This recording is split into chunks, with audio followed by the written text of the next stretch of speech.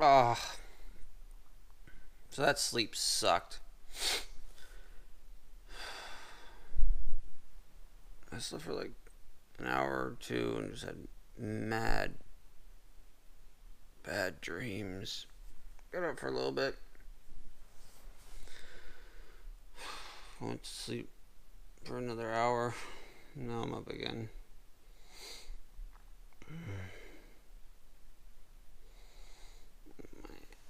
My right ankle's pretty swollen. Let's see if I can walk.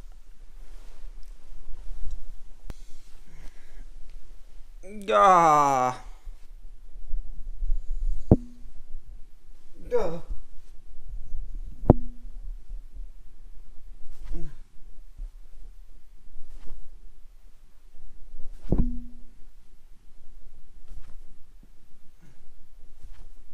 Alrighty, I need to crack into that hive that lit me up the other day.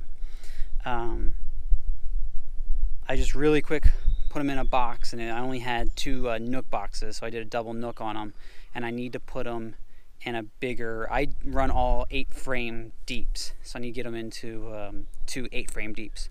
But before I do that, I wanted to go through some of my bee protective gear. So these are all of my different kind of veils and jackets and suits, going from the least protective to the most protective. So this is just a simple veil.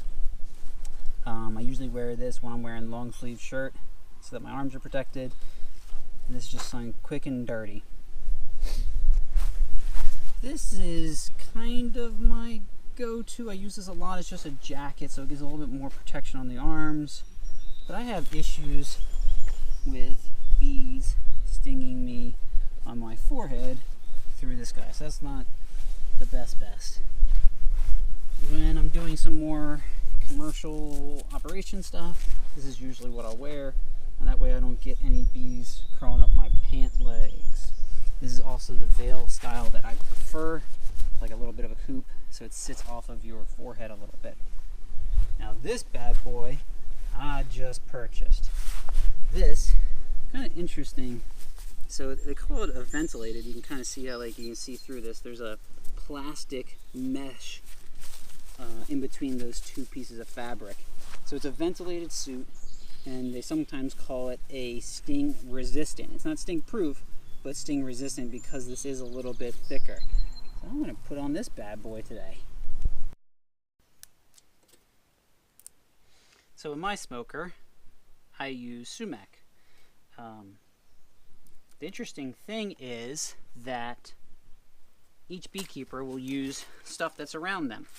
So you might have more pine cones, and the bees will get used to that specific scent of the stuff that that beekeeper uses. So my bees are more used to the smell of sumac.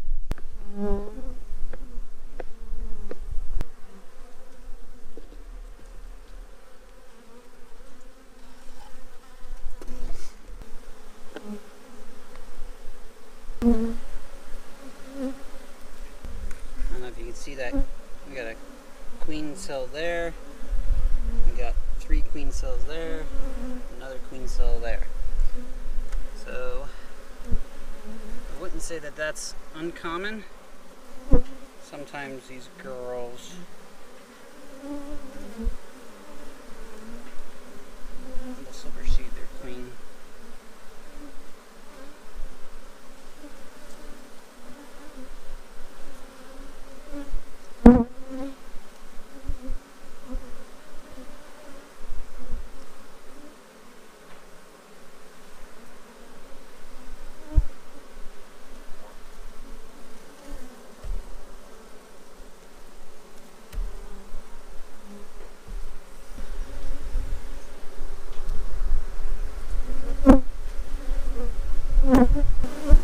Got 2 more queen cells, small queen cells, right down the bottom of there.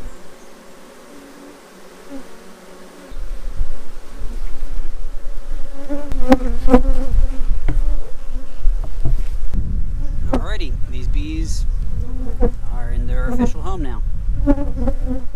I prefer these top entrances in and out. Still leave the bottom, but especially during the winter time, you get a lot of snow, and if it gets warm, they at least can do a cleansing flight. So I love these, and truthfully, I think the bees like it a lot too.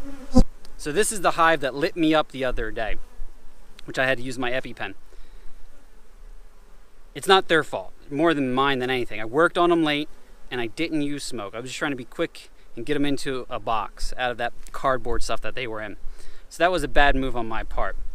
You'll see a lot of beekeepers, they won't work on their bees early morning or late evening. And it's just because a lot of the foragers, the grumpier old ladies, are back home, and they're very defensive. So I finally got a chance to inspect this. They definitely have, what was it, 4, 5, 6, 7 queen cells in there.